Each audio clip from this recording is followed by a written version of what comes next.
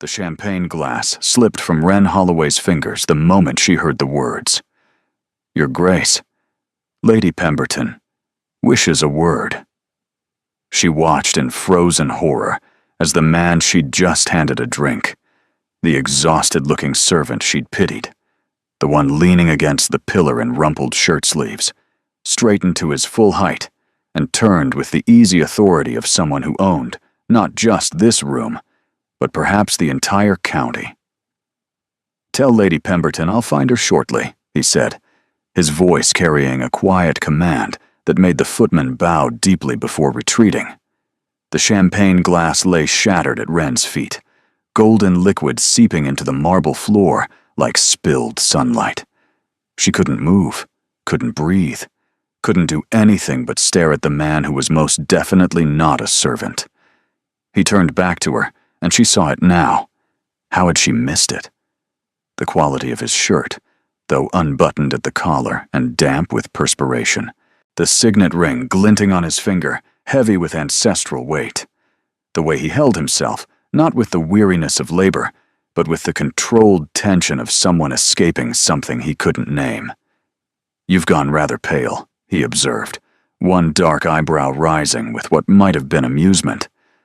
"Should I be offended?" "I."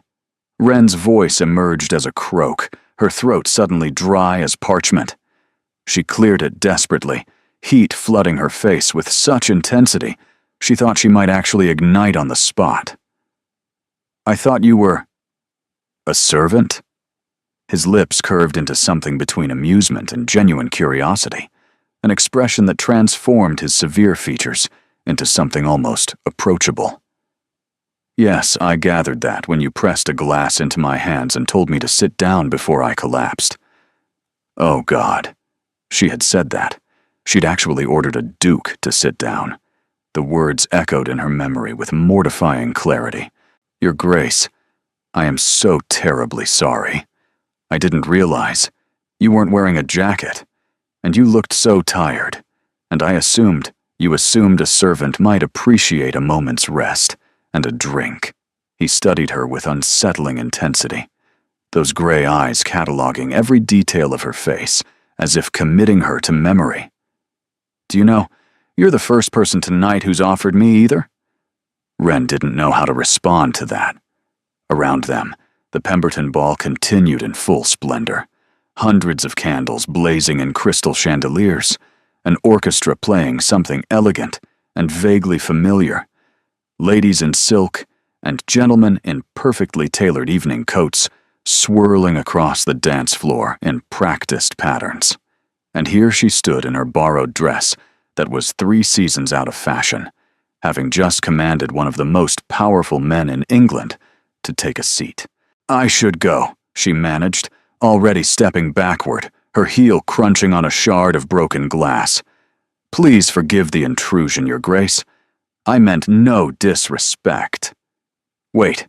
The single word stopped her cold, carrying an authority that seemed to come as naturally to him as breathing. "You haven't told me your name." "I don't think that's your name." It wasn't a request this time. There was something beneath the command. Curiosity, perhaps, or something she couldn't identify. "Wren," she said, because apparently her mouth had stopped consulting her brain entirely. "Wren Holloway." "Wren." He repeated it slowly, as if tasting the word, rolling it over his tongue. "Like the bird." "My mother was fond of them. She said they were small but fierce." "And what brings you to the Pemberton ball, Wren Holloway? You're not on the guest list." "I know. I helped Lady Pemberton prepare it myself." Of course he had. Of course the Duke of Thornbury was intimately involved with the social arrangements of the grandest ball of the season. And of course he would notice that she didn't belong among the glittering guests. "I'm here as a companion," she admitted, seeing no point in lies that would only tangle her further. "To Mrs. Ashby, the elderly lady in the blue turban by the window. Her usual companion fell ill with a fever, and I was engaged for the evening at short notice." "A hired companion." "Yes, Your Grace." Something flickered across his features. Interest, perhaps, or calculation. Before he could respond, a commotion near the main entrance drew both their attention, voices rising above the music. "There you are, Caius!" A woman swept toward them like a ship in full sail, her crimson gown cut daringly low, diamonds blazing at her throat like captured starlight. She was beautiful in the way that expensive things are beautiful. Polished. Perfect. Entirely without warmth. Lady Arabella. The Duke's voice cooled by several degrees, frost creeping into his tone. How fortunate. "I've been looking everywhere for you." Lady Arabella attached herself to his arm with practiced possession, her smile sharp as cut glass. "Your grandmother is asking after you, and we really must discuss the arrangements for—" She stopped. Her gaze landed on Wren with the focused precision of an arrow finding its target. "Who is this?" The question carried layers of judgment. The borrowed dress, the unfashionable hair, the obvious lack of jewels or status. Wren felt herself being weighed and found wanting in the space of a single glance. "Miss Holloway," the Duke said, and something in his tone made Wren's spine stiffen with unexpected defiance. "We were just becoming acquainted." "Were you?" Lady Arabella's smile didn't reach her eyes. "How charming. I don't believe I know the family." "I'm a companion," Wren said quietly, refusing to be ashamed. "For Mrs. Ashby." "A hired companion." The words dripped with condescension, each syllable precise and poisonous. "How very industrious of you." Wren met her gaze directly, refusing to shrink beneath the weight of her disdain. "We can't all be born to diamonds, my lady." The silence that followed was absolute. Lady Arabella's expression froze, her perfect features hardening into something ugly. The Duke made a sound that might have been a cough or a strangled laugh, and Wren realized, with dawning horror, that she'd just insulted a woman who could destroy her with a single word to the right hostess. What had she done?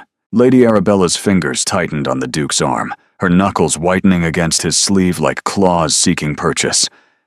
"Did you hear what she just said to me, Caius? This servant spoke to me with such impertinence.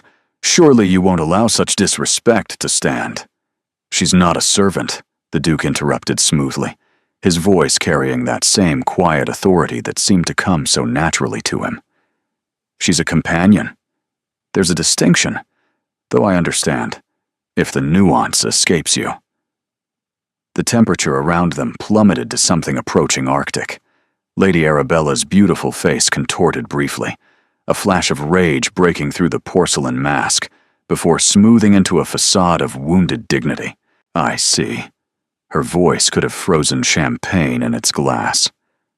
"Well, your grandmother will certainly be interested to hear about your choice of conversation partners this evening, if you'll excuse me."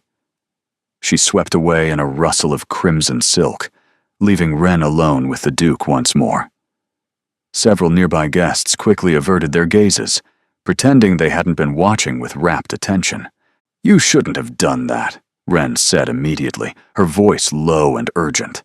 "She'll make you pay for embarrassing her." "Lady Arabella has been making me pay for various imagined offenses since we were children sharing a nursery at country gatherings." The Duke's tone held weary familiarity, the exhaustion of someone who'd fought the same battle countless times. "One more won't signify. But what concerns me more is what she'll do to you." His gray eyes met hers with unexpected directness, something almost like concern flickering in their depths. "You realize you've just made an enemy of one of the most vindictive women in London society."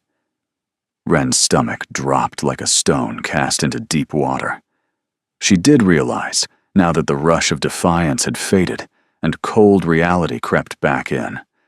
Mrs. Ashby would dismiss her the moment Lady Arabella whispered in her ear, and if Lady Arabella chose to spread word that Wren was difficult, impertinent, unsuitable, no respectable family would hire her again.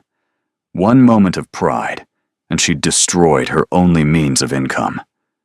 I should find Mrs. Ashby, she said, her voice steadier than she felt, though her hands trembled at her sides. I should explain before Lady Arabella. Wait. The Duke stepped into her path, blocking her retreat. There may be another option. I don't see how. Come with me. He glanced around at the curious faces beginning to turn their way, drawn by the spectacle. Somewhere private. This isn't a conversation for public consumption. Every instinct screamed that following a duke into a private room was the height of impropriety. Her mother's voice echoed in her mind, warning of exactly this sort of situation. But what did propriety matter when her reputation was already in tatters? He led her through a side door into a small study lined with books and leather furniture. The noise of the ball faded to a distant murmur as he closed the door behind them, sealing them in silence. You're wondering why I was hiding by that pillar, he said without preamble, turning to face her. Without my jacket. Looking like, as you so eloquently put it, a servant about to collapse. The thought had occurred to me, Your Grace. I was escaping. He moved to the fireplace, resting one arm on the mantel with the exhausted grace of someone who'd been performing all evening and desperately needed to stop. My grandmother, the Dowager Duchess of Thornbury, has decided that this season is the season I must marry. She's arranged this entire ball in coordination with Lady Pemberton for the sole purpose of pushing Lady Arabella into my path at every opportunity. Wren's brow furrowed. Lady Arabella expects to marry you? Lady Arabella expects to become a duchess. I happen to be the most convenient means to that end. His jaw tightened, muscle flickering beneath the skin. Her family has connections my grandmother values. Her fortune would restore the estates my father neglected in his final years. On paper, she's the perfect match. But you don't want to marry her. I don't want to marry anyone. The words came out flat, final, carrying the weight of absolute conviction. But my grandmother won't accept that answer. She's been parading eligible women past me for 6 months straight, and Lady Arabella is her current favorite.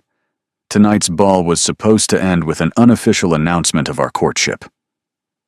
Wren understood now why he'd been hiding without his jacket, seeking a moment's peace in the shadows. But she didn't see how any of this concerned her. I'm sorry for your difficulties, Your Grace, but I still don't understand why you've brought me here. Because you gave me something tonight that no one else has in months. He turned to face her fully, his gray eyes intent and searching. You saw a tired man who needed rest, and you offered kindness without expecting anything in return. You didn't know who I was. You didn't care. You simply helped. Anyone would have done the same. No. His voice hardened with bitter certainty. They wouldn't. I've spent the last year watching people calculate my worth with every glance, assessing my title, my fortune, my usefulness to their ambitions. You're the first person who's looked at me and seen a man instead of a prize. Wren felt heat creeping up her neck, unsure how to accept such unexpected praise. Your Grace. Caius, he corrected quietly. If we're going to do this, you might as well use my name.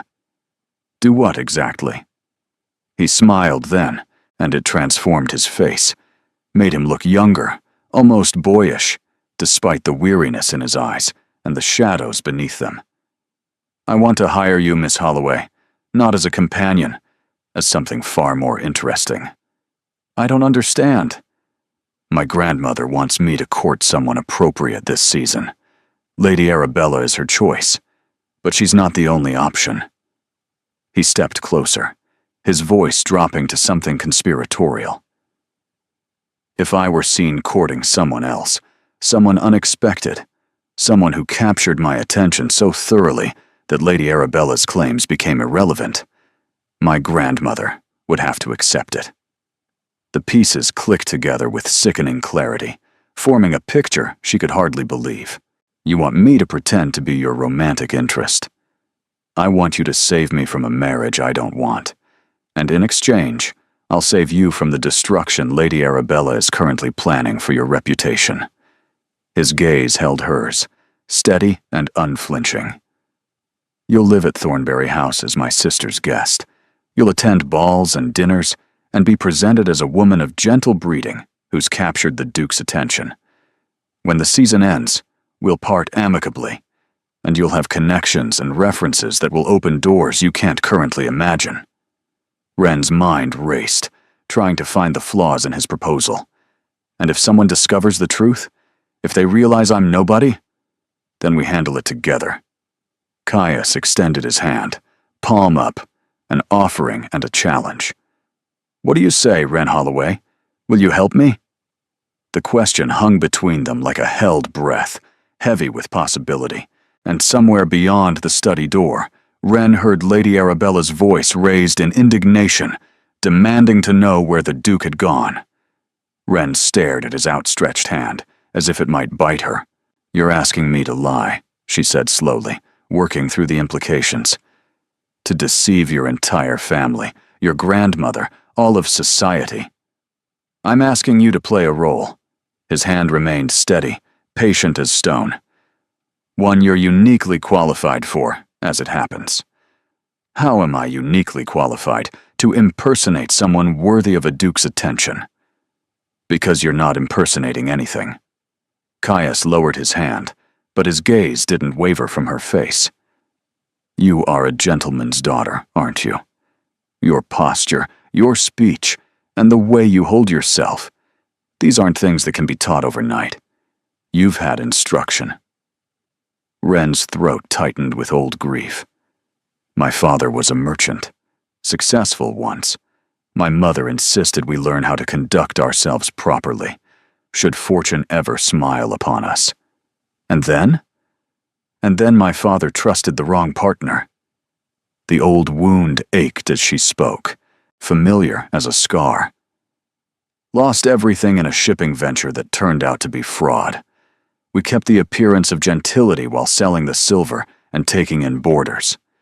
Mother taught me to be a companion, because it was the only respectable work I was qualified for.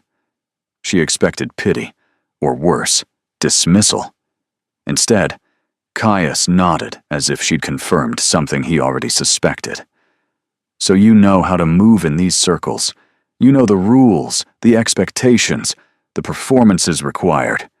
You've simply been watching from the margins instead of participating. There's a significant difference between knowing the steps and dancing them, Your Grace." "Caius," he reminded her gently. "And I disagree. The only difference is opportunity. I'm offering you one." Lady Arabella's voice grew louder outside the door, joined now by other, more imperious tones. Wren recognized the crisp authority of an older woman, accustomed to being obeyed without question. "That would be my grandmother," Caius said dryly. "Looking for her wayward grandson, no doubt. We have perhaps 2 minutes before she finds us, at which point I'll be subjected to another lecture about duty and legacy, and the importance of securing the Thornbury line. And what happens if she finds us here together? Alone? Either scandal that ruins us both, or—" He met her eyes with calculated intensity. "The beginning of a story we can control." Wren's pulse thundered in her ears like distant drums. "You're manipulating the situation. I'm offering you a choice. You can leave through that door, face Lady Arabella's vengeance, and return to whatever modest circumstances you came from, or you can stay. And when my grandmother enters, I'll introduce you as the woman who's captured my interest this evening. She'll never believe that. She'll believe her eyes when she sees us standing close enough to share secrets." He stepped nearer, proving his point, close enough that she could smell cedar and sandalwood on his skin. "She'll believe the gossip that will spread within the hour about the Duke of Thornbury, abandoning Lady Arabella to have private conversation with an unknown woman. The story is already being written, Wren. The only question is whether you want a role in it." The door handle rattled violently. "Caius!" The imperious voice rang out like a bell. "I know you're in there. Open this door immediately." Wren made her decision in the space of a heartbeat. Perhaps it was madness. Perhaps it was desperation. Perhaps it was something else entirely. The look in his eyes when he'd told her she was the first person to see him as a man instead of a prize. "I have conditions," she whispered rapidly. Surprise flickered across his features. "You're negotiating? Now? If I'm going to risk everything, I want terms." She lifted her chin, meeting his gaze directly. "First, my family is told I've taken a position as your sister's companion. Nothing about arrangements or courtships. A respectable explanation for my absence. Done. Second, when this ends, I want genuine references. Letters of introduction that will help me find proper employment. Not charity. Earned recommendations." The door handle rattled again, more violently, the wood groaning in protest. "Agreed," Caius said. "What else?" "The moment you decide to actually marry someone, anyone, this ends immediately. I won't be used as a shield while you pursue a real match in secret. I'm helping you avoid an unwanted marriage, not facilitating a wanted one." Something shifted in his expression. Respect, perhaps, or reassessment. "You have my word. Then, we have an arrangement." The door burst open with enough force to rattle the paintings on the walls. The Dowager Duchess of Thornbury swept into the room like a storm front, silver-haired and steel-spined, wearing black silk and pearls that probably cost more than Wren's entire childhood home. Behind her, Lady Arabella hovered with barely concealed triumph, clearly expecting to witness the Duke being scolded like an errant child. Caius Alexander Ashford. The Dowager's voice could have cut glass. "What is the meaning of this? Hiding away during your own—" She stopped. Her gaze landed on Wren with the force of a physical blow. "Who?" she said, each word dropping like ice. "Is this?" Caius stepped closer to Wren, not quite touching, but near enough that the implication was unmistakable. "Grandmother, may I present Miss Wren Holloway?" His voice carried the smooth confidence of someone who'd planned this moment, even though Wren knew he was improvising desperately. "I was just telling her about Thornbury House. She's expressed interest in our library." "Your library." The Dowager's eyes narrowed to dangerous slits. "In the middle of a ball. Alone. In a private study." "I showed poor judgment in seeking privacy, Your Grace," Wren heard herself say, her mother's lessons surfacing like muscle memory. "The Duke was kind enough to describe the Thornbury collection when I mentioned my love of literature. I should have insisted we remain in public view. The fault is entirely mine." It was the right thing to say, taking blame while subtly emphasizing that Caius had been kind rather than improper. The Dowager's expression flickered with something that might have been grudging acknowledgement. "Holloway," she repeated slowly, testing the name. "I don't recognize the family." "My father was Edward Holloway, Your Grace, a merchant from Hertfordshire. We are not connected to your circles." Lady Arabella made a sound of satisfaction from the doorway. "A merchant's daughter. How illuminating." "Lady Arabella." Caius's voice went cold as winter frost. "I don't believe anyone asked for your commentary. I'm simply observing, Your Grace, that your grandmother has gone to considerable trouble to arrange this evening, and you've spent it entertaining someone entirely beneath your notice. That's quite enough." The Dowager's voice cracked like a whip, silencing all other sound. "Lady Arabella, return to the ball. This is a family matter." For a moment, Lady Arabella looked ready to argue, her beautiful face flushing with indignation. Then, with a smile that promised future retribution, she retreated, closing the door behind her with pointed care. The Dowager turned back to Wren with the focus of a hawk, spotting a field mouse. "Now then, Miss Holloway, you will tell me precisely why my grandson has shown more interest in you this evening than in any suitable woman presented to him in 6 months of effort. And you will tell me the truth, because I assure you, I will know if you're lying." Wren glanced at Caius. He gave her an almost imperceptible nod. She took a breath and began. The dowager's question hung in the air like a blade waiting to fall. Wren felt Caius tense beside her, ready to intervene, but she placed her hand briefly on his arm, a gesture that didn't go unnoticed by the older woman, whose eyes tracked the movement with predatory interest. "The truth, Your Grace, is quite simple," Wren said, keeping her voice steady despite her racing heart. "I mistook your grandson for a servant." The dowager blinked. Whatever she'd expected, it clearly wasn't that. "You what?" He was standing by a pillar without his jacket, looking exhausted and overheated. I assumed he was a footman who'd been working too hard, so I brought him a glass of champagne and told him to sit down before he collapsed. Wren lifted her chin slightly, refusing to show shame. I only discovered his identity when another servant addressed him as Your Grace. Silence stretched between them, thick and heavy.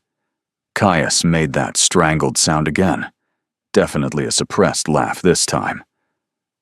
"You ordered my grandson to sit down," the dowager said slowly, as if testing whether she'd heard correctly. "I did, Your Grace. I'm not proud of the presumption, but I won't pretend it didn't happen." The dowager turned to Caius with an expression Wren couldn't quite read, something between exasperation and bewildered curiosity. "And this amused you enough to abandon your responsibilities for the evening?" "It intrigued me enough to want conversation," Caius replied. "Miss Holloway is the first person in months who's looked at me without calculating what I could offer them. I found it refreshing." Refreshing. The word dripped with skepticism, heavy as lead. "You found it refreshing to be mistaken for a servant and ordered about by a merchant's daughter. I found it refreshing to be seen as a human being rather than a title." Something flickered across the dowager's face, too quick to identify, too complex to name. She studied Wren with renewed intensity, her gaze cataloging every detail of the borrowed dress, the simple hairstyle, the lack of jewels or status markers. "You're educated," she said finally, her tone shifting from accusation to assessment. "Your speech is refined. Your curtsy, while I haven't seen it, is probably acceptable. These aren't things one acquires by accident." "My mother believed in preparation, Your Grace. She said one never knows when circumstances might change." "Wise woman. Is she still living?" "Yes, Your Grace, in reduced circumstances in Hertfordshire, along with my father and younger brother." "And what were you doing at this ball? Before you decided to order dukes about like housemaids?" "I was engaged as a companion to Mrs. Ashby for the evening. Her regular companion fell ill with a sudden fever." The dowager's lips thinned into a severe line. A hired companion, working for wages. Honest work, Your Grace, nothing to be ashamed of. "Did I say it was?" The words snapped out, sharp as a slap. "I asked a question. I didn't offer judgment." Wren held her ground, though her breath came short with anxiety. "Forgive me. Your Grace. I'm accustomed to judgment on that particular subject. From people like Lady Arabella, no doubt." The dowager waved a dismissive hand, her rings catching the candlelight. "That woman has the breeding of a thoroughbred and the temperament of a wasp. My grandson could do worse, but he could certainly do better." Wren blinked, startled by the unexpected criticism of Lady Arabella. She'd assumed the dowager fully supported the match. "Don't look so surprised," the dowager continued, reading her expression with unsettling accuracy. "I'm not blind to her faults. I simply considered them manageable in exchange for her connections and fortune. But if Caius has found someone who interests him more—" She trailed off, her gaze sharpening to a point. "Has he, Miss Holloway? Interested you more than Lady Arabella, I mean?" It was a trap. Wren recognized it immediately. Answer yes, and she'd be admitting to designs above her station. Answer no, and she'd undermine the entire fiction they were constructing. "I think, Your Grace, that your grandson interests himself." Wren chose her words carefully, navigating the treacherous waters. I'm simply the first person who didn't bore him with obvious ambitions." The dowager stared at her for a long moment, something unreadable working behind her eyes. Then, incredibly, she laughed, a short, sharp bark of genuine amusement that transformed her severe face. "Oh, you are clever. I see why he likes you." She turned to Caius, her expression sobering quickly. "This is madness, you realize. The scandal alone—" "There's no scandal yet," Caius interrupted firmly. "Only curiosity. And curiosity can be shaped into whatever narrative we choose. Miss Holloway has agreed to visit Thornbury House as Isolde's guest. A respectable arrangement. A new friend for my sister. Someone to keep her company during the season." The dowager's eyes narrowed dangerously. "Isolde doesn't need a companion. She has more friends than she can count." "Then one more won't be remarkable." Caius's voice held quiet steel. "Grandmother, I've done everything you've asked for 6 months. I've attended every dinner, every ball, and every excruciating music hall you've arranged. I've endured Lady Arabella's constant presence and her mother's transparent scheming. I'm asking for one thing in return: time. Space to breathe. Miss Holloway provides both. By pretending to court her? By appearing interested enough that Lady Arabella stops circling like a shark scenting blood."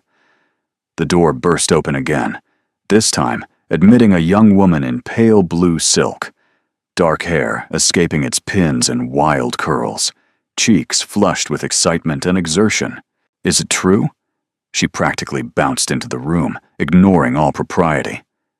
"Lady Pemberton said Caius disappeared with a mysterious woman, and Lady Arabella looks like she swallowed a lemon, and everyone's talking about—" She stopped, finally noticing Wren. "Oh, you must be her." "Isolde." The dowager's voice carried warning and weariness in equal measure. "This is not the moment." "This is exactly the moment." The young woman, Caius's sister, clearly, grabbed both of Wren's hands with alarming enthusiasm, her grip warm and surprisingly strong. "I'm Isolde. You're the woman who told my brother to sit down. That's the most wonderful thing I've heard in months. Please say you're coming to stay with us. Please say you'll drive Lady Arabella absolutely mad. I'll be your best friend forever if you do." Wren found herself smiling despite everything, charmed by the girl's infectious energy. "She's coming," Caius said firmly. "As your guest, Isolde, your new friend from the ball." Isolde's grin could have lit chandeliers. "Perfect. Absolutely perfect. Oh, this is going to be wonderful." The dowager sighed heavily, the sound of someone who had long since lost this particular battle. "I see I'm outnumbered." "You're outnumbered," Isolde agreed cheerfully, "and you secretly love it. Come on, Miss Holloway. Let's escape before grandmother changes her mind or finds another lecture to deliver." She tugged Wren toward the door, leaving Caius alone with the dowager. As Wren glanced back over her shoulder, she saw the older woman lean close to her grandson, her voice dropping to a murmur Wren couldn't hear. Whatever she said made Caius's expression tighten with something like pain. But then Isolde pulled her into the corridor, and the conversation was lost behind a closing door. The carriage to Thornbury House departed at midnight, spiriting Wren away from the Pemberton ball, like something from a fever dream she couldn't quite wake from. Isolde chattered the entire journey, filling the darkness with stories about London society, gossip about Lady Arabella's previous failed pursuits, and detailed descriptions of every room at Thornbury House. The dowager sat in rigid silence, watching Wren with an expression that revealed nothing, her eyes glittering in the shadows like a cat's. Caius had remained behind to manage the social fallout, promising to follow in the morning. "You'll love the library," Isolde was saying, her enthusiasm undimmed by the late hour. "It's 3 stories tall, with one of those rolling ladders on brass rails. Father used to let me climb it when grandmother wasn't looking. And the gardens. Oh, the gardens are magnificent, even this time of year. There's a maze that takes 20 minutes to solve if you don't know the trick. And a folly by the lake where Isolde. The dowager's voice cut through the chatter like a blade. Let the poor woman breathe. I'm just excited. Isolde squeezed Ren's hand, her fingers warm and reassuring. We never have visitors who aren't boring or scheming or both. You're neither. I can tell. You've known me for less than an hour, Ren pointed out gently. I have excellent instincts. Isolde beamed with unshakable confidence. Grandmother says it's my only redeeming quality. I said no such thing. I said your instincts occasionally compensate for your complete lack of discretion. See? A compliment. Ren found herself warming to Isolde despite her exhaustion. The girl's enthusiasm was infectious, her warmth genuine. So different from Caius's controlled reserve, yet sharing something of his intensity. The carriage rolled through the night, leaving London's lights behind for darker country roads. Ren pressed her face to the window, trying to see anything in the moonlight, but shadows swallowed the landscape whole. She must have dozed, because the next thing she knew, Isolde was shaking her arm gently. We're here. Wake up. You have to see it properly. Ren blinked, disoriented, and stepped out of the carriage into cold night air that smelled of grass and wood smoke, and something floral she couldn't name. Thornbury House rose before her like something from a Gothic novel. Pale stone gleamed in the moonlight, towers and turrets reaching toward the stars like fingers grasping at heaven. Windows stretched across 3 visible floors, dark now, but promising warmth within. The entrance was flanked by columns that made her feel very small indeed. She couldn't find words adequate to the sight. Excessive, Isolde supplied cheerfully. Grandmother's word. Father called it characterful. Caius calls it a money pit. She linked her arm through Ren's with easy familiarity. I call it home. Come on. Mrs. Blackthorne will have prepared your rooms. Inside was even more overwhelming. Marble floors reflected candlelight from chandeliers overhead, the crystals throwing rainbows across the walls. Paintings of stern ancestors lined the corridors, generations of Ashfords staring down at the merchant's daughter, who'd somehow stumbled into their midst. Ren's borrowed shoes clicked against the stone, too loud in the echoing space, announcing her presence to every ghost in the building. The East Wing, Isolde was saying, leading her up a sweeping staircase with a banister polished smooth by centuries of hands. You'll be near me. We can visit back and forth without Grandmother knowing. Her rooms are in the West Wing. She can't hear anything that happens on this side of the house. Should I be concerned about what you're planning? Only good things.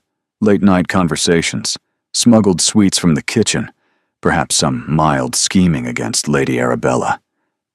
Isolde's eyes sparkled with mischief. Nothing too scandalous. Probably. They reached a corridor lined with doors, each one polished to a gleam and fitted with brass handles that shone like gold. Isolde stopped before the third door on the left. The Rose Suite, she announced, pushing it open with a flourish. Best guest rooms in the house. Grandmother will hate that I put you here. Ren stepped inside and felt her breath catch in her throat. The room was beautiful. Soft rose wallpaper patterned with climbing flowers. A 4-poster bed with silk hangings the color of cream. A fireplace already crackling with warmth. A writing desk sat by tall windows that would overlook the gardens in daylight. The wardrobe alone was larger than Ren's bedroom at home. There's a sitting room through that door, Isolde pointed, and a dressing room beyond that. I've already sent word to the modiste. She'll come tomorrow for fittings. We'll need morning dresses, afternoon dresses, evening gowns, ball gowns. Isolde. Ren turned to face her, overwhelmed by the enormity of what was happening. I can't accept all this. I'm supposed to be your companion, remember? This is too much. Nonsense. You're my friend. Friends don't stay in the servants' quarters. Isolde squeezed her hands earnestly. Besides, we need to make this convincing. If you're going to capture my brother's attention publicly, you need to look the part. I'm not actually trying to capture his attention. Aren't you? Isolde tilted her head, studying her with unexpected shrewdness that reminded Wren of the Dowager. Maybe not. But something captured his tonight. I've never seen him look at anyone the way he looked at you in that study. Before Wren could respond, a soft knock announced the arrival of a maid, a young woman with auburn hair and kind eyes that crinkled at the corners. Miss Holloway, I'm Darcy. I've been assigned as your lady's maid during your stay. She curtsied neatly. I've prepared a bath if you'd like, and laid out a nightgown. Is there anything else you need? A bath, a lady's maid, a room fit for royalty. 12 hours ago, Wren had been calculating whether she could afford new stockings before winter. Thank you, Darcy. A bath sounds wonderful. Isolde embraced her impulsively, wrapping her in warmth. Sleep well. Tomorrow the adventure begins properly. She disappeared in a whirl of blue silk, leaving Wren alone with Darcy and the surreal awareness that her entire life had shifted on its axis. As Darcy helped her undress, another thing Wren wasn't accustomed to, she caught a reflection in the mirror. The borrowed ball gown hung loose now, looking even more obviously second-hand in this elegant setting. We'll have proper things for you soon, miss, Darcy said kindly, following her gaze with understanding. Lady Isolde has already made a list. She's very excited to have a guest. Does she not have many friends visit? Friends, yes, but not ones who make her laugh the way you did in the carriage. Darcy smiled warmly. The house has been rather gloomy lately, since the old Duke passed. Wren's attention sharpened like a blade. When did he die? 8 months ago, miss. Very sudden. His Grace, the young Duke, hasn't been the same since. None of them have, really. 8 months. Caius had been fighting off marriage pressure while still raw with grief. What was he like? Wren asked quietly. The old Duke? Darcy's expression softened with obvious affection. Kind, miss. Gentle. He used to come to the kitchens and steal biscuits like a boy, no matter how cook scolded him.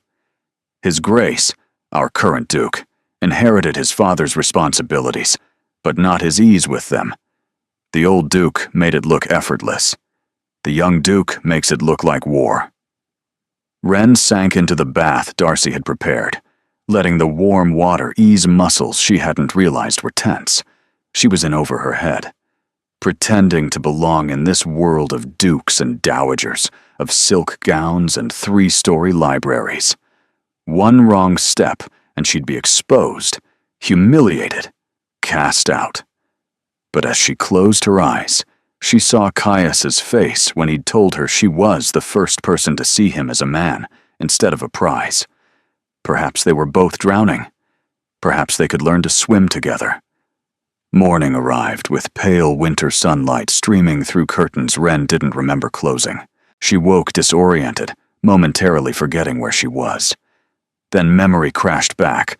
The ball, the Duke, the impossible arrangement she'd agreed to, and she sat up so quickly she made herself dizzy.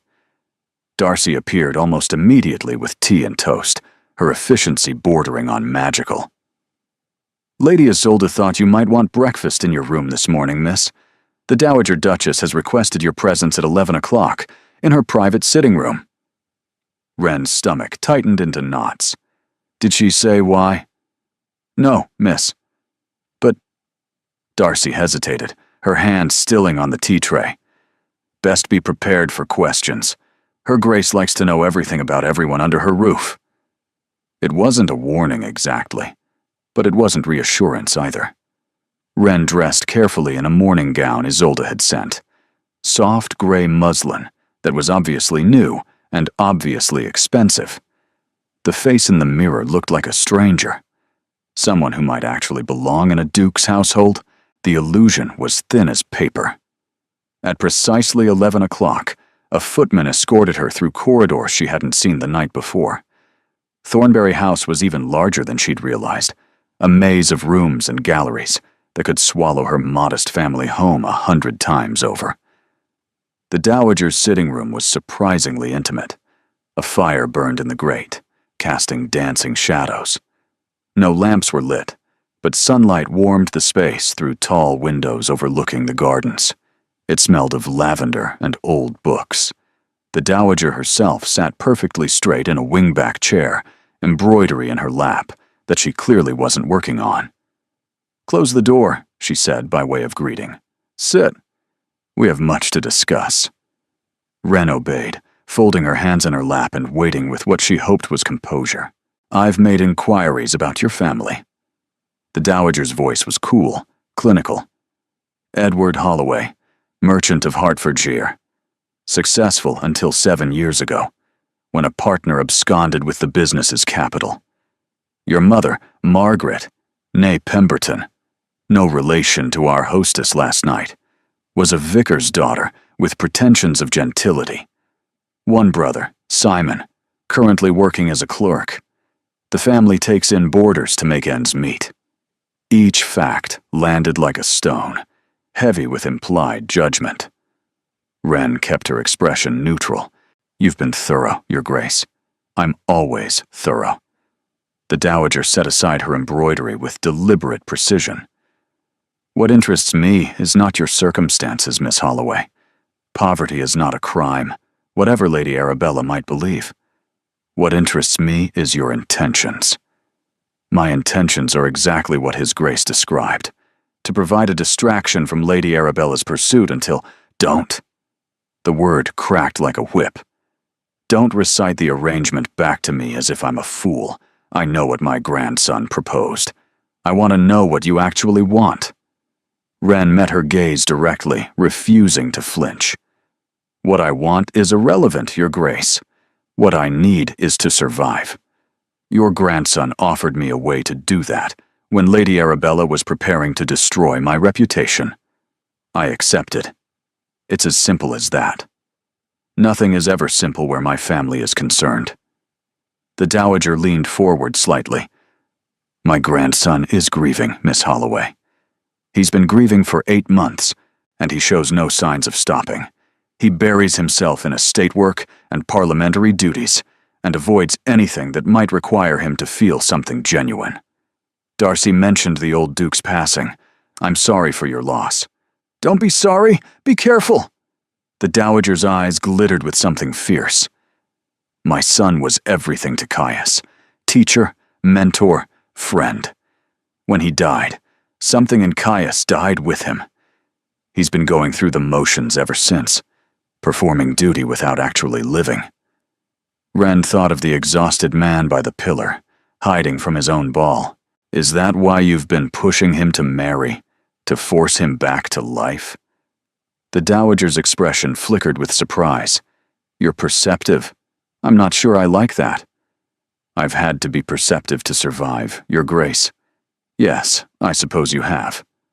The older woman was quiet for a moment, her gaze distant. "My son married for love, against my wishes, against all practical sense. His wife, Caius's mother, was a country squire's daughter, with no fortune and no connections. I thought he was throwing himself away. Were you wrong?" "I was spectacularly wrong. The admission seemed to cost her something. They were happy. Truly, deeply happy. When she died giving birth to Isolde, my son never recovered. He spent 19 years alone rather than replace her." The Dowager's voice hardened. "And now Caius is doing the same thing, burying his heart rather than risking it again. Only instead of widowhood, he's using duty as his excuse." Wren processed this slowly. "You don't actually want him to marry Lady Arabella. Lady Arabella would make him miserable. But miserable is still alive.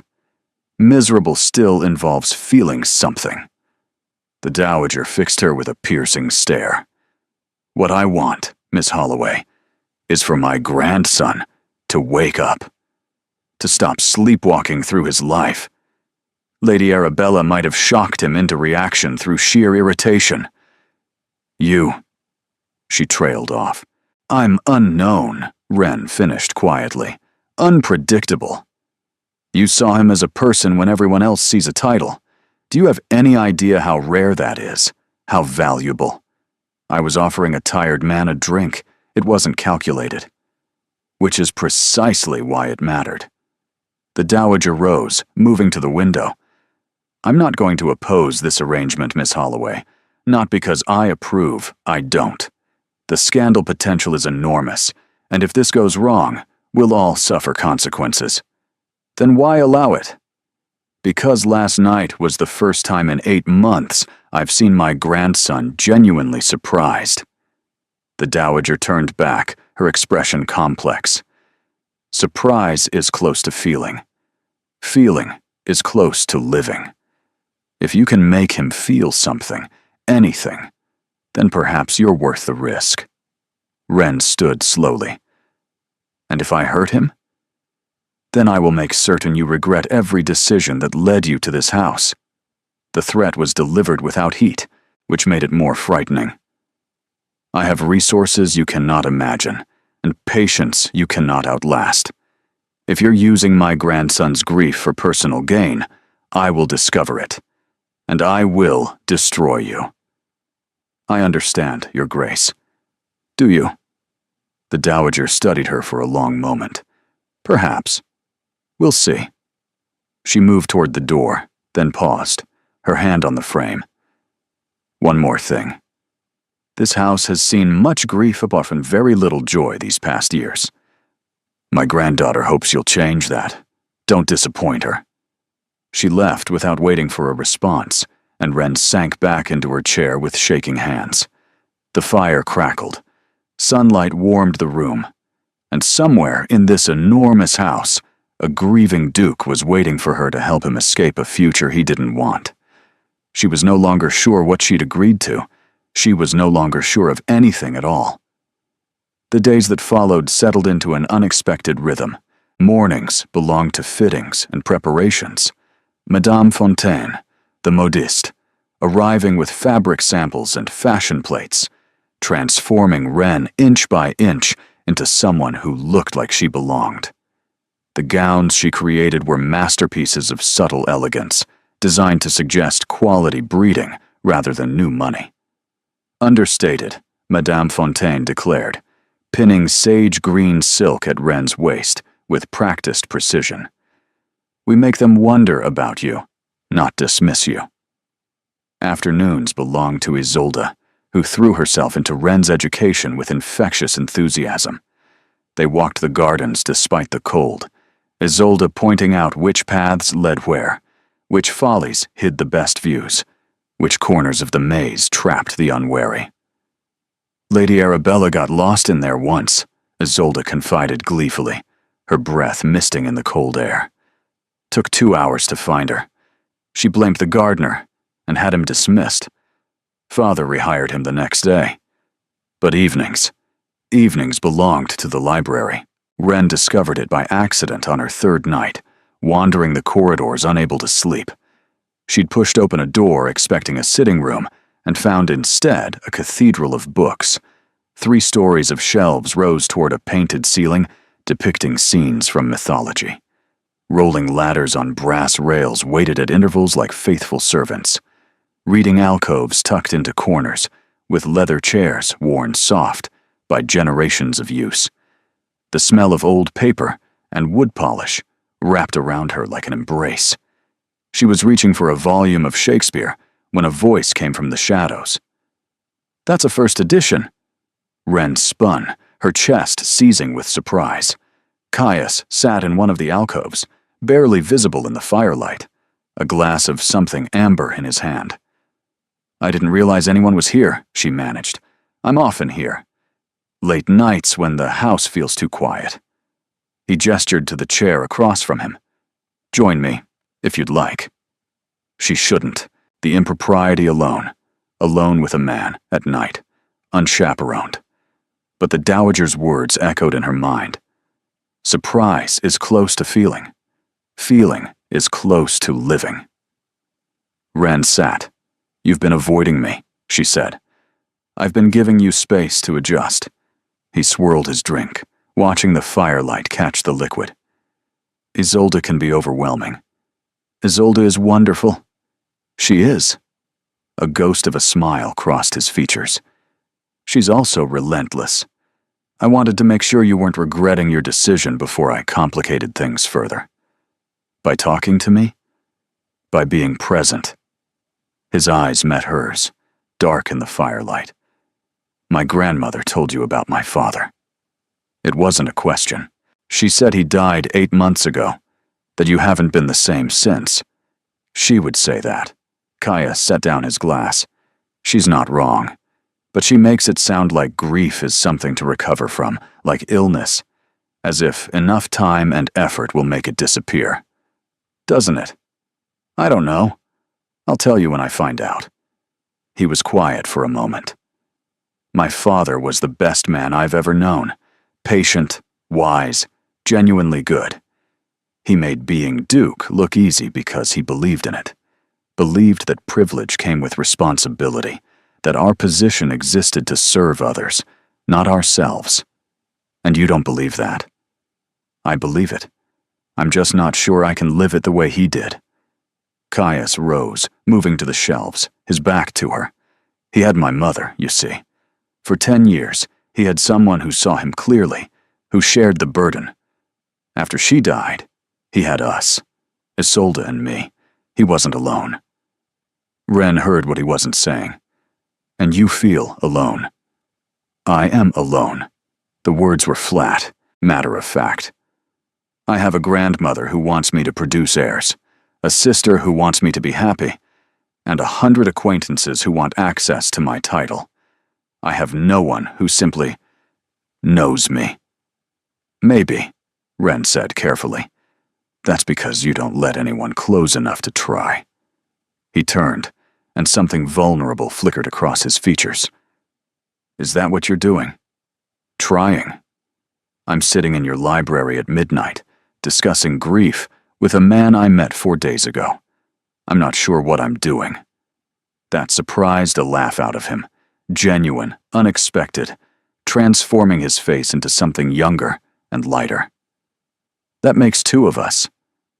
The tension in the room shifted, not disappeared, but changed into something warmer, more comfortable. Tell me about him, Ren said. Your father. Not how he died, how he lived. Caius returned to his chair, closer this time. He loved terrible jokes. The worse the pun, the harder he'd laugh. Drove grandmother absolutely mad. Give me an example. He once told the Archbishop of Canterbury that he was feeling purely after church. Caius's voice carried reluctant affection. I was 12. I thought I'd die of embarrassment. Ren covered her mouth, trying not to laugh. He also sang, Caius continued. Badly. Off-key renditions of folk songs while reviewing estate accounts. The servants learned to knock very loudly before entering his study. He sounds wonderful. He really was. The grief was there, raw beneath the words. But so was love. He would have liked you, I think. He had a weakness for people who spoke their minds. Even when they ordered dukes to sit down? Especially then. Caius's gaze held hers.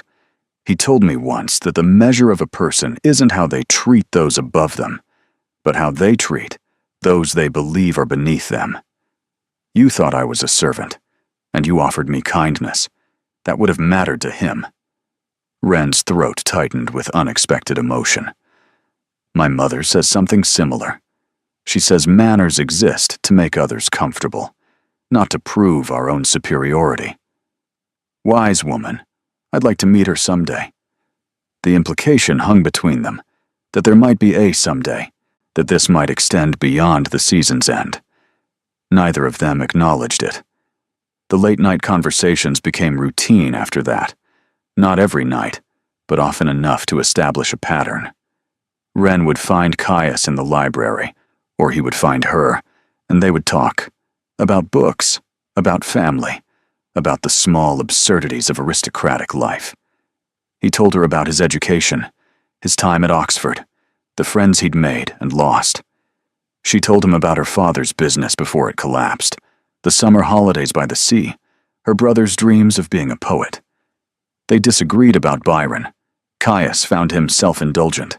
Wren defended his passion, and agreed about Shakespeare. The comedies were underrated, the tragedies over-celebrated. On the fifth night, Caius appeared with a book in his hands. "I want you to have this," he said, pressing the leather-bound volume into her hands. "It was my father's favorite." Wren looked down at the gilt lettering on the spine, the complete poetry of John Donne.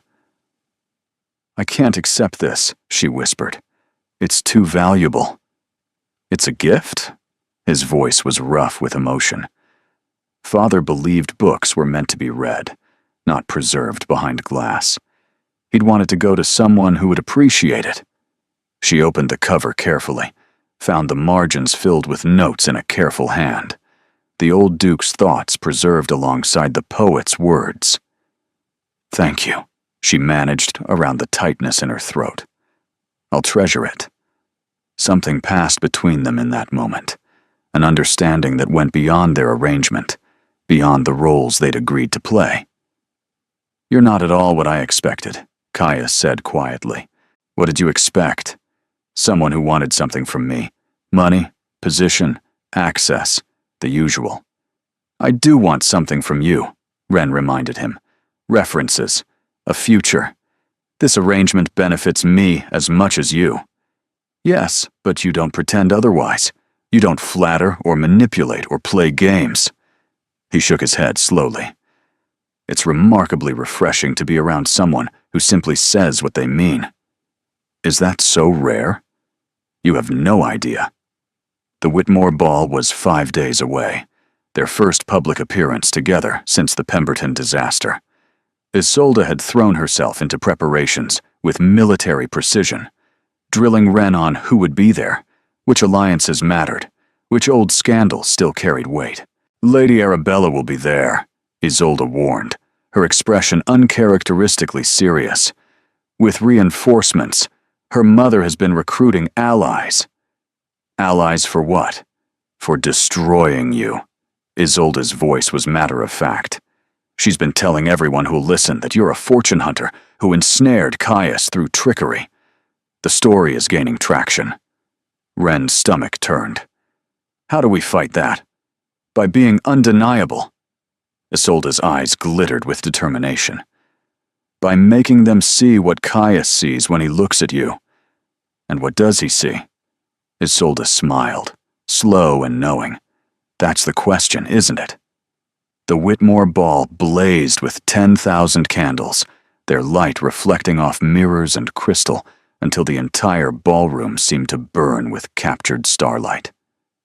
Wren stood at the top of the entrance staircase in a gown of midnight blue silk, Madame Fontaine's masterpiece.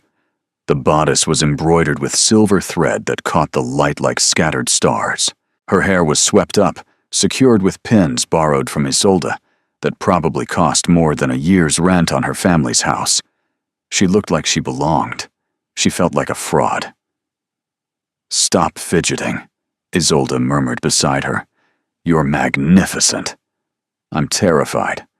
"Same thing, properly channeled." Isolde squeezed her arm reassuringly. "Remember, chin up, shoulders back. Smile like you know secrets they'd kill to learn." The Dowager descended first, commanding instant attention with the force of her presence. Then Isolde, drawing admiring glances and the occasional longing sigh from young gentlemen. Then Wren, alone. The whispers started immediately, a susurrus of speculation that followed her down the stairs like a shadow. "That's her, the merchant's daughter. She's pretty enough, I suppose, but hardly worth the scandal. What can he possibly see in her?" Wren kept her chin raised and her smile fixed in place. She'd survived worse than gossip. She'd survived her father's ruin, her family's fall from comfort, years of careful economy, and swallowed pride.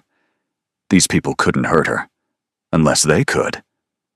She reached the bottom of the stairs just as the crowd parted, and Caius appeared.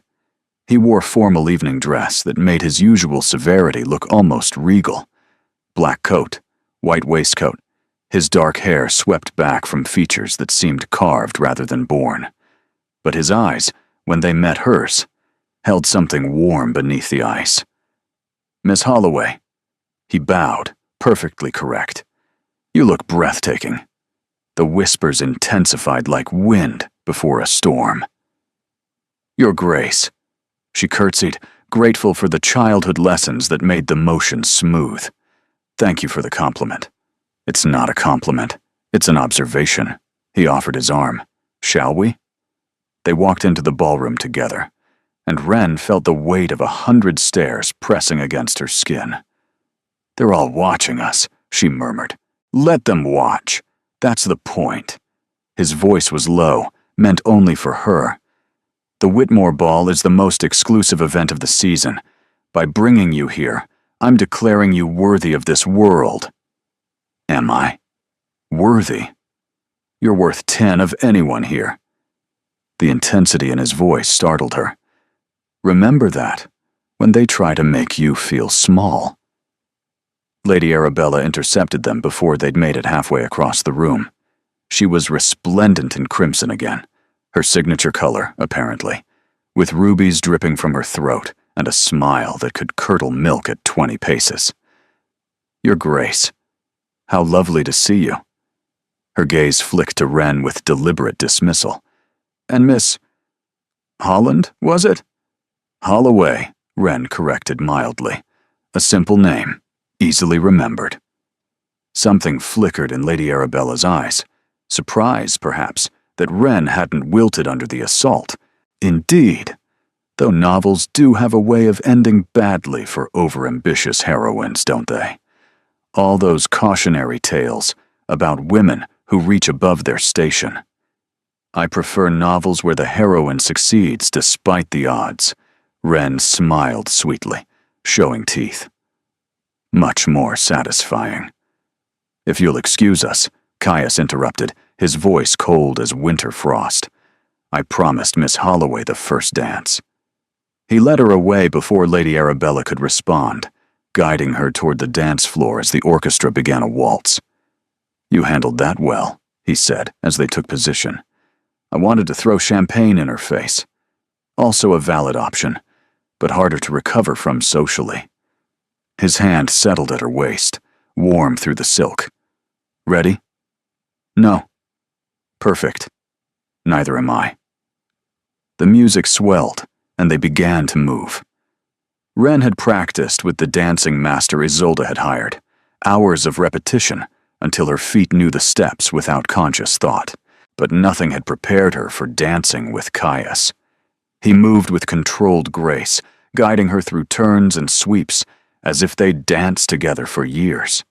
His hand at her waist was steady, his grip on her fingers firm but gentle. "The world is watching," she whispered. "I know. Lady Arabella looks like she wants to murder me. I know that too." His lips twitched. "You're doing beautifully. Just keep your eyes on me." She did, and something in the air between them shifted. Charged, electric, impossible to ignore. The waltz seemed to last forever and end too soon. When the final notes faded, they stood breathless in each other's arms, surrounded by applause that felt distant, irrelevant. "Wren," Caius said, his voice rough. Whatever he'd meant to say was interrupted by Isolde appearing at his elbow. "Lady Pemberton wants a word. Something about her charity committee." Her eyes sparkled with knowing amusement. "I'll keep Wren company." Caius hesitated, clearly reluctant to leave, his hand lingering on Wren's arm. "Go," Wren said. "I'll be fine." He left, glancing back twice before the crowd swallowed him. Isolde grinned like a cat with cream. Well, that was convincing. It was a performance. Was it? Isolde's expression turned thoughtful. Because from where I stood, it looked like something else entirely. Before Wren could respond, a young lord appeared requesting a dance. Then another. Then another. She moved through the evening in a blur of music and conversation, aware always of where Caius was, who he was speaking with, whether his gaze tracked back to her. It did. Again and again, and each time their eyes met across the crowded ballroom, Wren felt something tighten in her chest, something that had nothing to do with performance, and everything to do with wanting something impossible. They escaped the ball separately, Caius trapped by parliamentary colleagues, Wren by exhaustion that went deeper than physical tiredness. She found herself in the Whitmore Library, almost by accident, seeking quiet among the books. It was smaller than Thornberry's magnificent collection, but comfortable, lined with leather-bound volumes that smelled of age and wisdom. Caius found her 20 minutes later. "I thought I might find you here." He closed the door softly behind him, sealing out the distant music.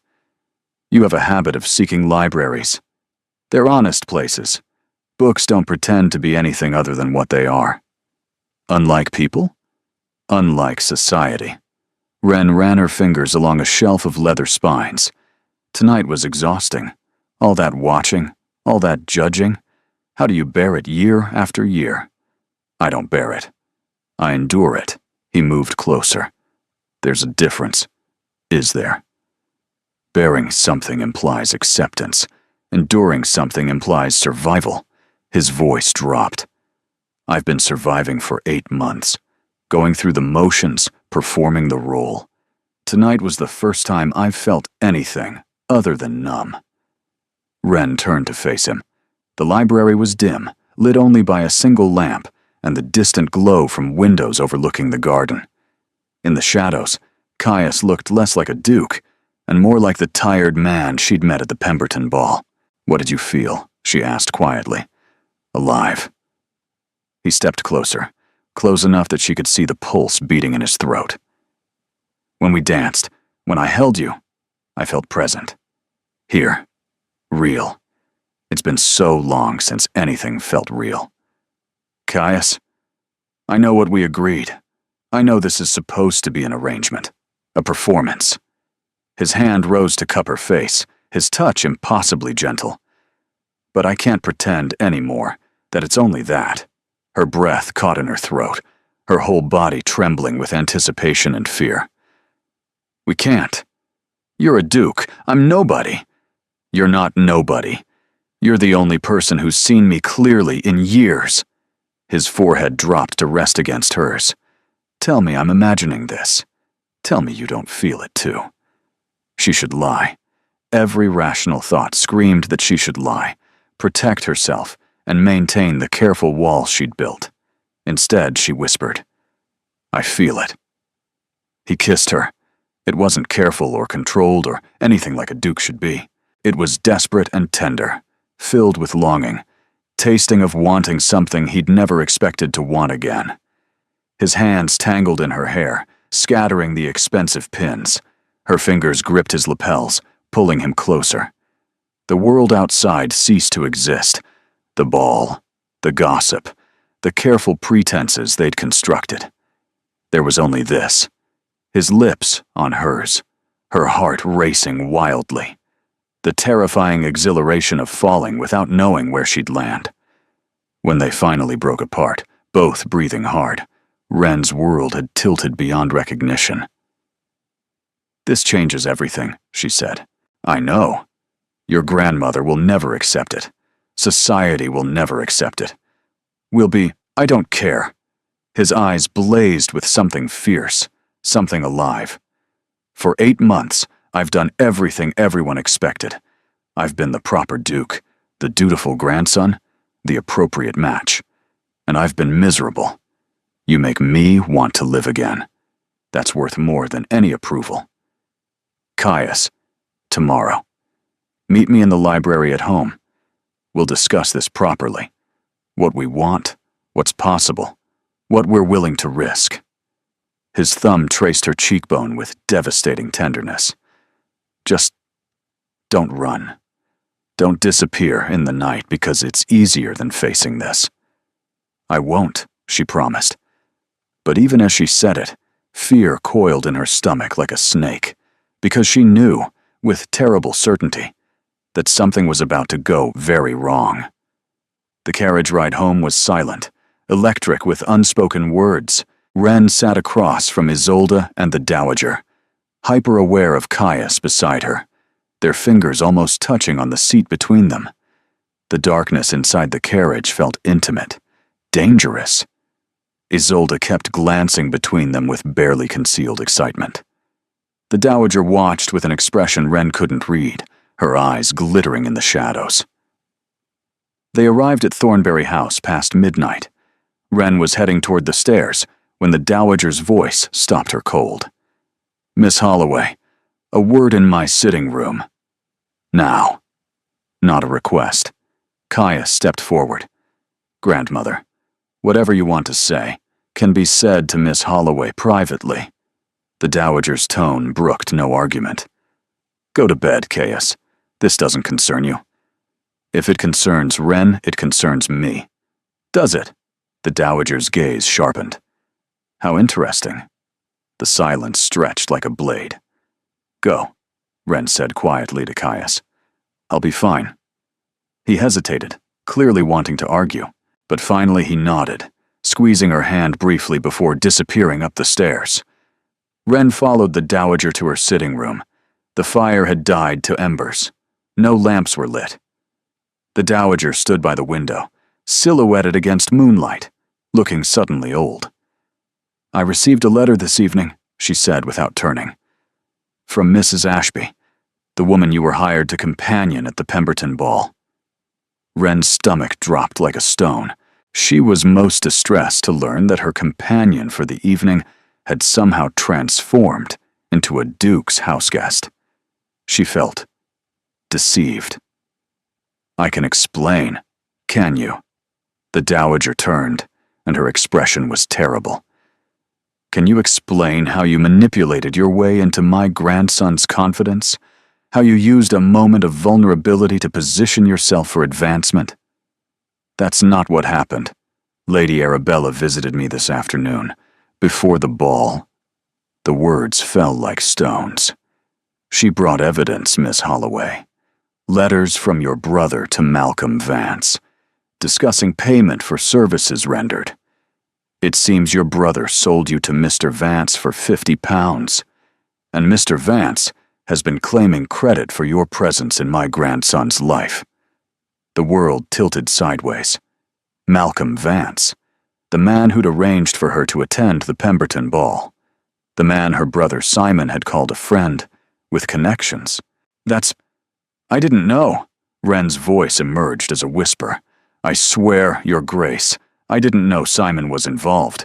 Malcolm said he needed a companion for an evening." "So you claim ignorance. How convenient." The Dowager's voice was ice. "Your brother profits. Mr. Vance profits. And you gain access to a grieving, vulnerable man who was desperate enough for connection to believe your kindness was genuine." "It was genuine," Wren's voice cracked. "I didn't know who Caius was when I offered him that drink. I didn't know about any arrangement until after you'd already positioned yourself perfectly." The Dowager moved closer, her shadow falling across Wren like a threat. "Do you know what I think, Miss Holloway? I think you saw an opportunity and seized it. Poor, but educated. Gentle but desperate. The perfect combination to exploit my grandson's guilt and loneliness." "No." Tears burned Wren's eyes. "That's not true. I care about him." "I don't." The word was sharp as a slap. "Don't stand in my home and claim affection for my grandson while profiting from his misery." The Dowager's voice dropped to something cold and final. "You will leave tonight, quietly, without disturbing anyone. I've arranged a carriage to take you back to Hertfordshire. You will not contact Caius. You will not write to Isolde, and you will forget this household exists. But if I could just explain to Caius, if you try to contact him, I will ensure your family loses everything they have left. The boarding house, your father's remaining credit, your brother's position. Gone. I have resources you cannot imagine, Miss Holloway. Do not test them." Wren stood frozen, tears streaming silently down her face. Everything the dowager believed was wrong, but the evidence, Simon's letters, the payments, the convenient circumstances, made it look exactly right. How could she prove her innocence against such a narrative? 1 hour, the dowager said. Pack what you brought and nothing else. The carriage will be waiting. She left without looking back. Wren made it to her room somehow, moving through the corridors like a ghost. Darcy was waiting, her face pale with concern. "Miss? What's happened?" "I have to leave." Wren's voice sounded distant, foreign. "Tonight." "But miss, please, just help me pack." She left the beautiful gowns, the accessories, and the borrowed life. She took only what she'd arrived with, plus the volume of Dawn's poetry she couldn't bear to leave behind. At the door of the Rose Suite, she paused to write a note with shaking hands. "Caius, I'm sorry. It's not what you think." Nothing was what she says. "But I can't prove it, and staying will only hurt you more. Please don't look for me. Please forget I existed. Wren." She left the note on her pillow where he might find it. Then she walked out of Thornbury House, climbed into the waiting carriage, and watched through the window as everything she'd started to want disappeared into the darkness behind her. 3 days. 3 days of silence, of hiding in her family's cramped rooms, of deflecting her mother's worried questions and her father's knowing looks. 3 days of jumping at every sound, half hoping and half dreading that a carriage might appear with a duke demanding answers. None came. On the 4th day, Simon arrived. He burst through the door smelling of alcohol and self-satisfaction, waving a handful of banknotes. "I've done it, Wren. Finally pulled off something brilliant. Malcolm came through. £50 just for introducing you to the right people. And now, apparently, there's more coming. Something about the Duke being so pleased with the arrangement that—" He stopped, looked at her face, at her mother's horrified expression, at their father's quiet devastation. "What?" Simon's smile faltered. "What's happened?" "You sold me." Wren's voice was flat, empty, like a horse at auction. "You took money to put me in that Duke's path." "That's not— I didn't—" Simon went pale. "Malcolm said it was just a companion position, a good opportunity for you. I didn't know. What did you think would happen?" Wren stood, shaking with rage she'd been suppressing for days. "Did you think the Duke of Thornbury needed a hired companion? Did you think Malcolm Vance was suddenly interested in charitable placements? I thought—" Simon ran a hand through his hair. "I thought it was legitimate. Malcolm has connections. He said he could help you move in better circles, maybe find a proper position with a good family. The money was just evidence." Wren's voice cracked. "Evidence that I was part of a scheme to trap a grieving duke into marriage. The dowager has your letters. Simon, she thinks I manipulated my way into her grandson's affections for profit. But you didn't. You didn't know anything about—" "It doesn't matter what I knew," Wren shouted. "It matters what it looks like, and it looks like my brother sold me to a con man who sold me to a duke." The room fell silent. Their mother pressed a hand to her mouth, tears streaming. Their father stared at the floor, shoulders bowed under the weight of yet another failure. Simon looked like he'd been struck. "I'm sorry," he whispered. "Wren, I'm so sorry. I never meant—" A knock at the door interrupted him. Not a polite knock, a demanding one. Wren's heart stopped. Her father opened the door to find Malcolm Vance standing on the threshold, and behind him, looking like vengeance given human form, Caius Ashford, Duke of Thornbury. "Miss Holloway." Caius's voice was controlled, but his eyes burned. "We need to talk." "Your Grace." "Not here." He glanced at her family, at the cramped parlor, at everything she'd never wanted him to see. "Somewhere private." Wren nodded numbly, pulling on her cloak and following him out. He led her to his carriage, far too fine for this neighborhood, drawing curious stares from every window. Inside, the silence was suffocating. "Your note said it wasn't what I thought," Caius said finally. "Tell me." So she did. Everything. Simon's involvement, Malcolm's deception, the dowager's accusations, the evidence that made her look guilty, the threats that had driven her away. Caius listened without interrupting. When she finished, his jaw was tight with barely contained fury. "My grandmother threatened your family. She believed she was protecting you. She was punishing you for something you didn't do." His hand found hers, gripping tight. "Wren, I found your note an hour after you left. I confronted my grandmother.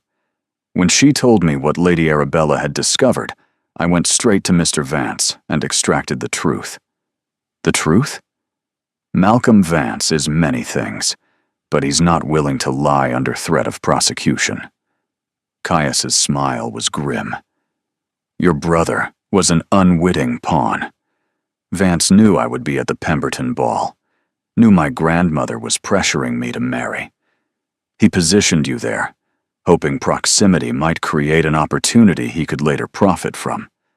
When our arrangement happened organically, he saw his chance, telling your brother he'd orchestrated it, collecting payment for a service that was really just coincidence and your own genuine kindness." Wren's breath caught. "So you know I didn't." "I knew before I left the house."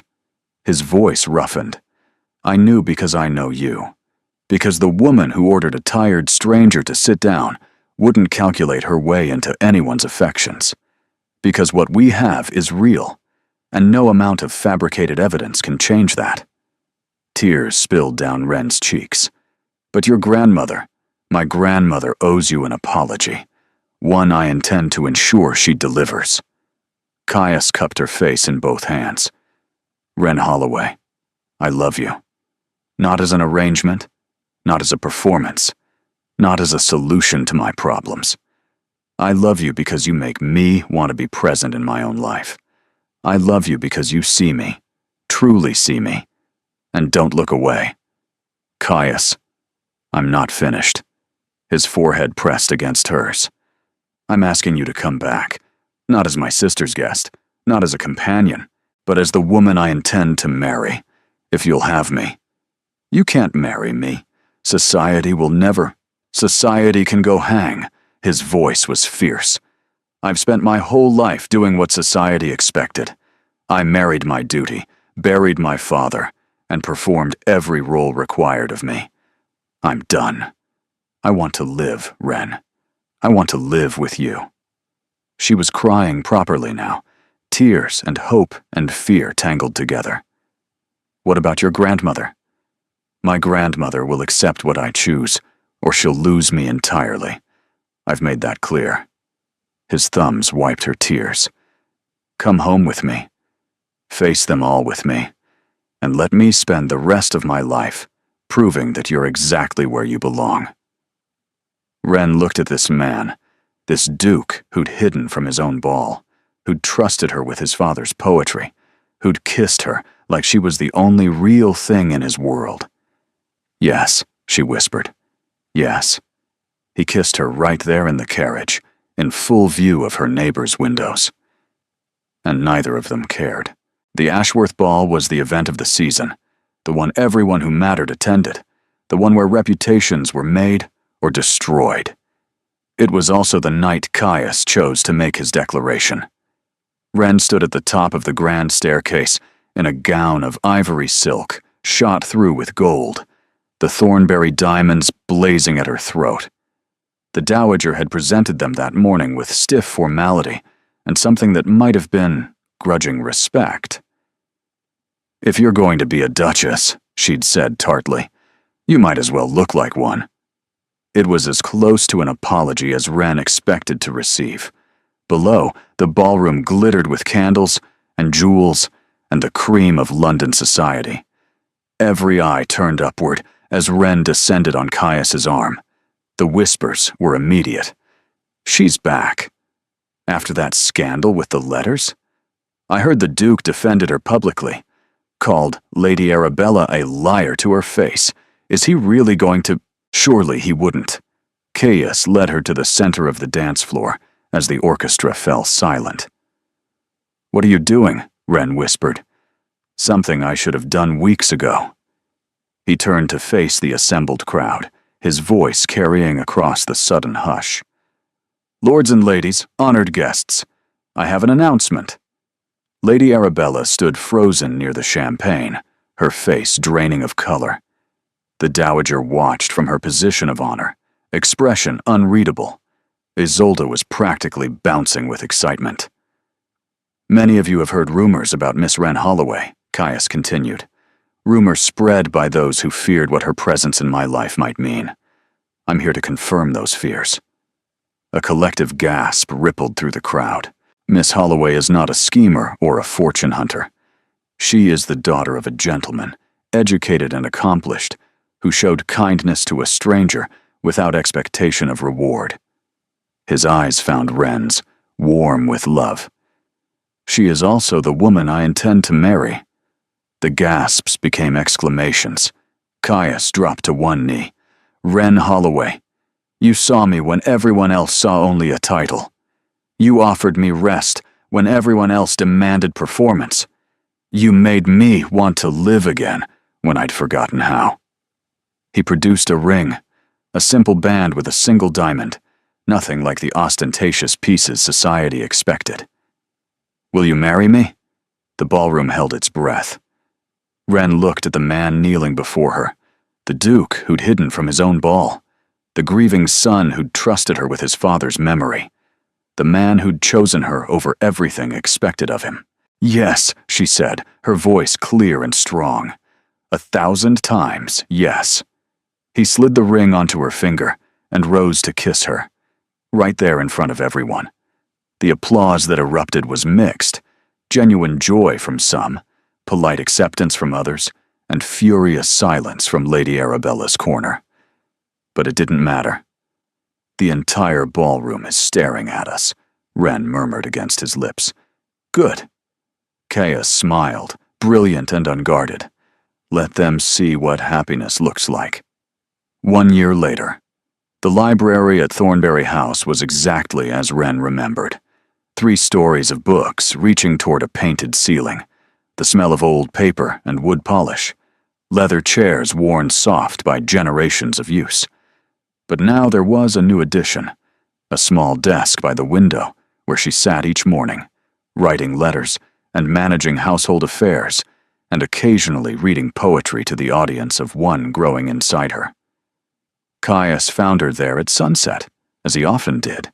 "You missed tea with grandmother," he said, settling into the chair across from her.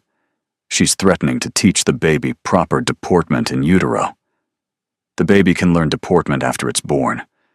Right now, it's learning Shakespeare." Wren patted her rounded stomach. "We've made it through the comedies, starting the histories next week." "You're ridiculous. You love me." "Desperately." He leaned over to kiss her, lingering longer than propriety allowed. Not that propriety mattered much in their own library. "I found something today, in Father's papers." He handed her a letter, yellowed with age. Wren unfolded it carefully, recognizing the handwriting from the margins of the Dawn poetry book she still treasured. "My dear son, if you're reading this, I've already gone. I'm sorry for leaving you with burdens you didn't ask for, but I want you to know your mother was worth every moment of joy and every moment of grief.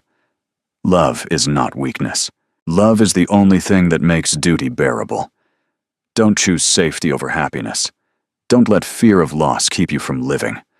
Find someone who makes you brave and hold on with everything you have." Your loving father tears blurred Wren's vision. "He knew," Caius said quietly. "Somehow, he knew what I'd need to hear." "He knew you." Wren reached for his hand. He knew his son would need permission to choose happiness. They sat together as the sun set, surrounded by books and memories and the quiet certainty that they'd found exactly what they'd been searching for. Outside, London continued its endless dance of society and scandal. The whispers about the Duke's unsuitable Duchess never entirely faded. But inside Thornbury House, in their library filled with poetry and laughter, Wren and Caius were exactly where they belonged. And every year, on the anniversary of the night they met, they attended the opera. Wren always fell asleep on his shoulder. Caius always let her. It was their tradition, their reminder, their proof that sometimes the best things in life begin with a simple act of kindness offered to a stranger who turned out to be so much more. Thank you for listening. Your presence here makes these stories possible. If this tale touched your heart, consider subscribing for more romances that believe in love, in courage, and in the extraordinary moments hidden in ordinary kindness. Until next time.